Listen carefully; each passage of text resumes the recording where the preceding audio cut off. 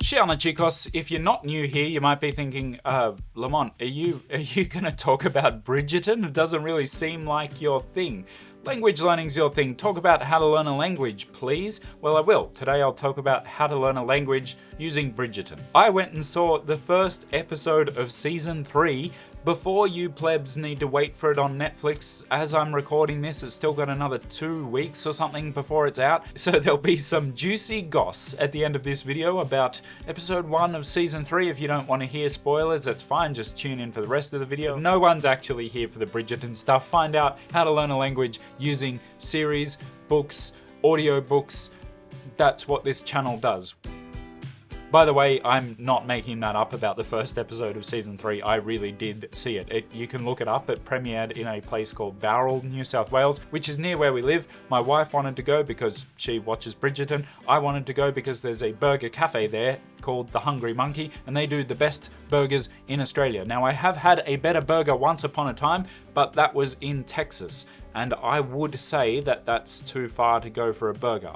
But it was a very good burger. So how do you learn a language? By watching shows and movies that are on Netflix or Disney Plus or Hulu or Prime Video or whatever your jam is. How do you do it? I count 5 factors to consider when working out if a series or film is good for learning a target language with. And once you know what the 5 are, you can then apply that to whatever you want to learn. And by the way, if you think that it sounds fake to be able to learn a language through watching movies and TV series and reading books or listening to audiobooks, it's definitely not. I'll give you evidence later of how it's very real. The factors are 1, availability of the language, 2, fittingness, or that's definitely a real word, but does it fit your taste? Do you like it? 3, density of dialogue. 4, complexity/repetition of said dialogue. And 5, auxiliary interest. So let's go through them one at a time, and the first is availability of language. Now, something like Bridgerton, which is made for adults, has a relatively good chance of being available in the language you learn. And when I say relatively,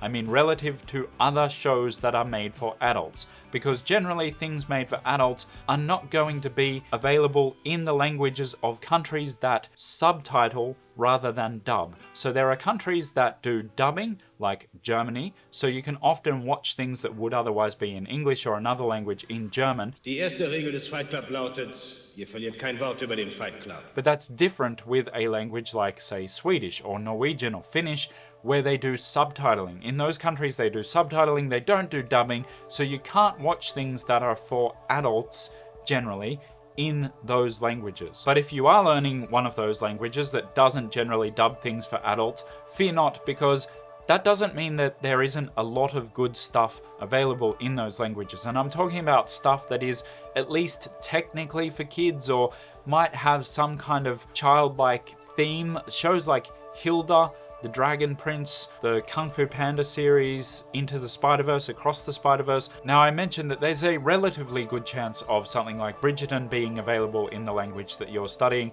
That's just because it's quite popular. So they're going to dub it into as many languages as they can really get their hands on. But you may have had the experience of opening up the language menu on Netflix or another service and only seeing 2 or 3 languages, even though you've been told that it's available in lots of languages. The thing is that it can depend on where you are and a bunch of other really boring factors like browser cookies and internet settings and all sorts of things. But often there are more languages technically available than what is actually being shown to you. That is, the languages are not being made available even though they really are there. Now, there are a couple of ways to get at them. The first way is to use Surfshark VPN, the sponsor of today's video, and an all-round must-have for security and better access to the internet. If I were going to recommend one purchase to every language learner, no matter their target language or circumstances, it would be Surfshark, because it does the most things that language learners need and even more things that everyone needs. It has a full antivirus built in, data breach alerts, a safe search to give you properly organic search results, and this is all before we've talked about the headline act, the actual VPN. If you're not sure why you would need a VPN, it basically makes websites that you're accessing think that you are somewhere else, whilst also hiding your internet activity from any unwelcome eyes that may be looking at what you're doing. Now, not only does this open up more shows and movies on popular streaming services, it also opens up entire streaming services that are free if you just appear to be in a certain place. For example, my sister, she watches Bluey with her kids from where she lives in the USA, even though that's available on an Australian service, and I also use Surfshark to access a service that lets me watch Bluey in Swedish, on Swedish television from here in Australia. Jag heter inte Charalanda. Jo, det gör du, Charlanda. Which brings me back to that other thing that I mentioned before, which is being able to watch stuff that maybe you could actually watch before, but not in the language that you want to watch it in, just because you're in the wrong place. Now, personally, I don't want anyone deciding what language I can watch Rango in, okay? I'll choose what language I watch it in. Also, if you need it on your phone or tablet or several phones and tablets, it's not a problem, because with Surfshark, it's one plan for every device in your household. Most other VPN providers only do 5 or 10 devices per household. With Surfshark, it's unlimited. And personally, I need it even more on my phone than I need it on my computer, because I use it for audiobooks all the time. Here's me the other night explaining to my Swedish teacher how I access Swedish audiobooks. I know it's out of focus and overexposed, but that's because I wasn't recording this. I was actually just telling her, because I actually recommend Surfshark, okay? I would recommend them anyway. But now that I am sponsored by them, the link in the description gives you guys a big discount, and also remember to use the code MYNAME, LAMONT. That gives you a couple of months extra for free. All up, it works out ridiculously cheap, considering how much stuff it improves, enhances, gives you access to, even just to pay for an internet connection,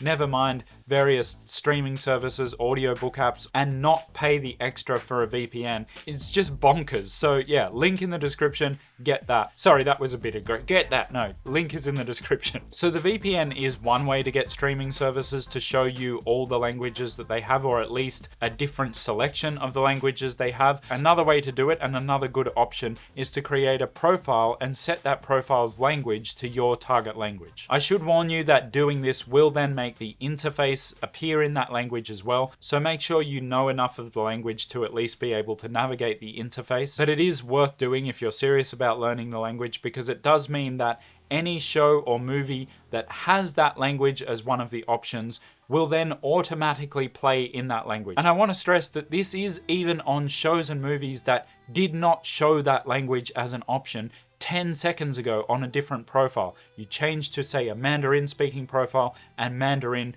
will appear as one of the options. But do remember that caveat, that it is only if the show does actually have a dub of that language. It obviously can't just conjure a dub out of thin air. So here are the languages that I can see Bridgerton in. Like I said, the interface is now in the language. For me, it's Swedish, but we've got a huge range here, as you can see. These ones that say syntolkning after them are descriptive audio for the vision impaired, which can be a really good option depending how far along in your target language you are, what you're trying to do, because it turns this series into a kind of a simplified novel. And just as an example here, we've got Hilda, which is in tons of languages, but sometimes the kids series have so many that they'll just choose a handful that they deem to be relevant to you, which is why a VPN comes in handy in this situation. Occasionally, for whatever reason, Netflix especially seems to just ignore your profile settings.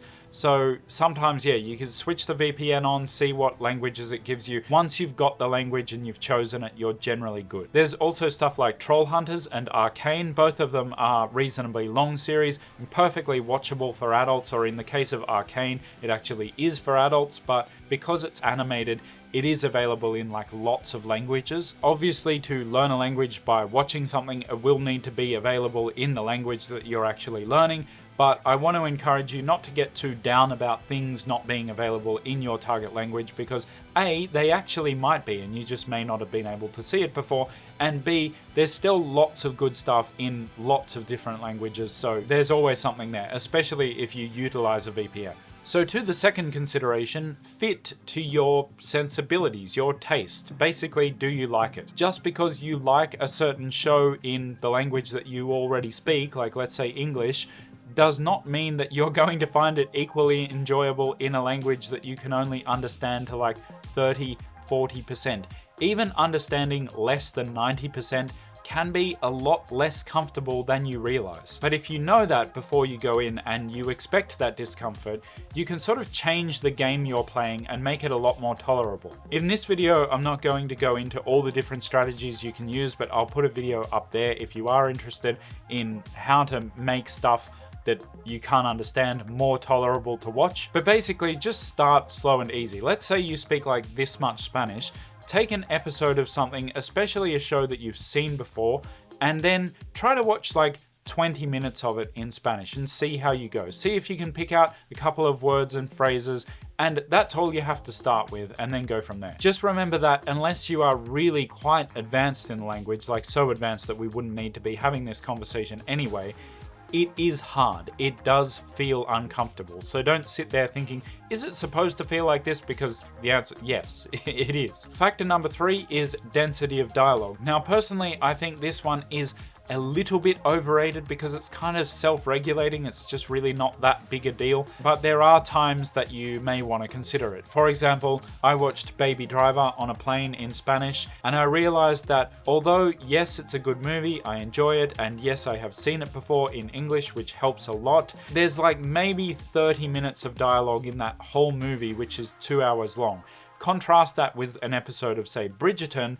It's an hour long and there's probably 50 minutes of dialogue. But I still don't think this factor is all that important, so I would still choose something that you like over something that is more dialogue heavy, and in fact we'll get back to that in factor number 5. Now, what you want here will depend on your level in the language that you're learning, but generally, you want to look for lots of repeated phrases and especially small variations within that repetition. When you think of, say, kids material, which does an excellent job of making fluent speakers by the age of 6 or 7, it often has tons of repetition, but also little variations on that repetition. Like it'll repeat something and then do it slightly differently every time. Now, I'm not meaning to denigrate the writers or the script of Bridgerton, but it is a very set world. When you contrast that to something like Everything Everywhere All at Once, or even Scott Pilgrim vs. the World, those are scripts where it's a lot more random. Almost anything can happen, and therefore a lot of things do happen,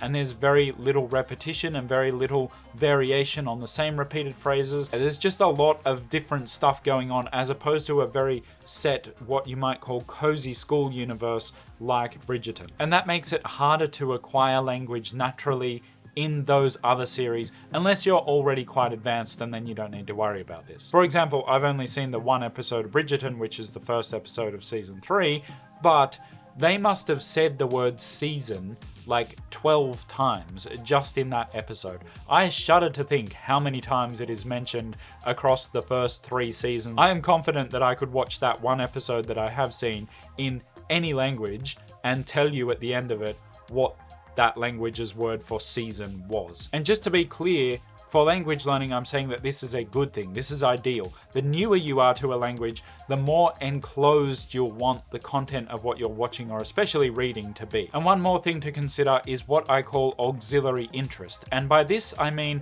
things that are not the script, not the words and the language being used, and how interesting those things are to you. And this is really powerful if you can harness it. Now, some of you know that last year I watched Spider-Man Into the Spider-Verse 50 times in Spanish in order to improve my Spanish. Now, I name no names, but some people accused me of just saying that I'd done that and not actually doing it. And they said that it was obvious that I'd done that because it would be too boring to actually watch a movie 50 times.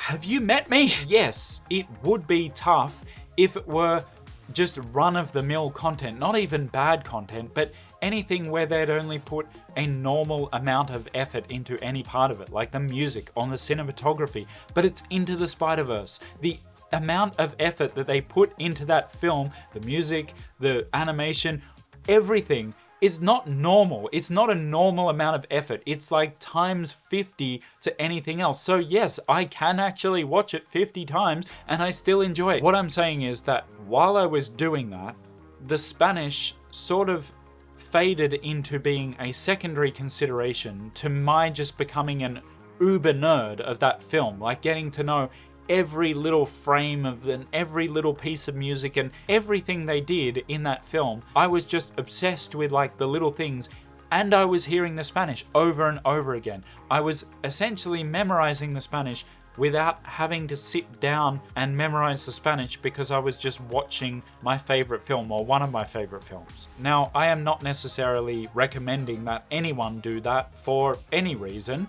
but if I were to recommend that amount of repetition to someone, it certainly wouldn't be with something that you just find pretty good. It has to be on something that you are obsessed with, like that you find masterful level.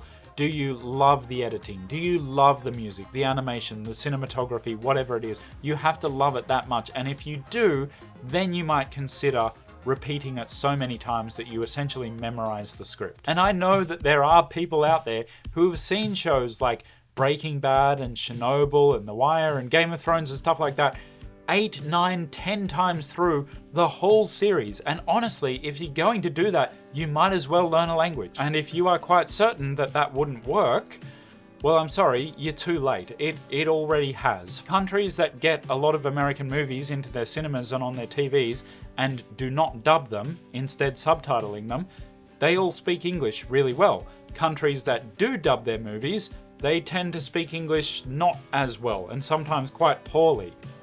Coincidence? I mean, it could be. So yeah, I said I'd share some juicy goss about episode 1 of season 3, and that is that Netflix told the cinema to tell us not to gossip about it. Which made me laugh because if you haven't seen the show, it's essentially about gossip. Like, the main character is basically a faceless YouTube drama channel before there was such a thing as YouTube. It's an anonymous gossip column. So they got 246 Bridgerton fangirls, times however many screenings there were. I think there were 6, and I am counting an average of 4 guys in every screening because that's how many were in my screening. So that's like 1,500 people who are big fans of this show that is about gossip. And then they showed us the season premiere 3 weeks before anyone else and then told us not to gossip about it. And I want to be clear, they didn't just say, like, don't post stuff online, don't post spoilers online. That would be fair enough. But they actually said, don't gossip and chat about it with your friends. But they did also say that if you were to publicly reveal spoilers, like say on a YouTube channel, they would sue you. So my only real piece of juicy goss is that you get to see this guy with his shirt off, which got quite the reaction from myself. No, I mean, it got a cheer. It was actually really good fun to watch something like this in a big setting with a whole lot of fans of the show. But I did just technically risk getting sued by saying that. So like and subscribe. Lo quiero.